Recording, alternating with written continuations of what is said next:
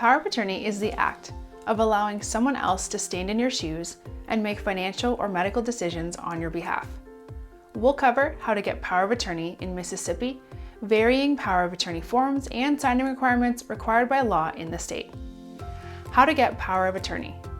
To get power of attorney in Mississippi, you will need the following: the principal who is giving their powers to someone else, an agent who is receiving the powers along with any second or third agents if the first agent cannot act, the power of attorney document, which is specific to every state, signature from the principal or another individual in the principal's conscious presence directed by the principal to sign the principal's name on the document, and, depending on the state and type of power of attorney form, the principal and/or one or more witnesses may need their signatures acknowledged before a notary public.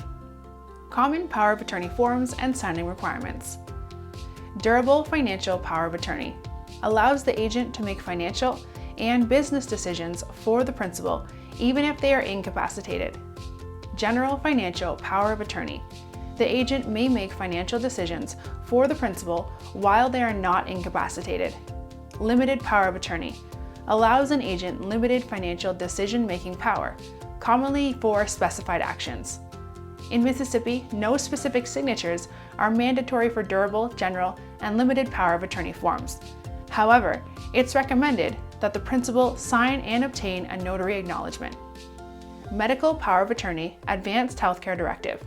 An agent is given the power to make the principal's medical decisions in the event that they are unable to do so themselves. Signing requirements in Mississippi: the principal and two witnesses, or the principal and a notary acknowledgement. What does it mean for power of attorney to be durable?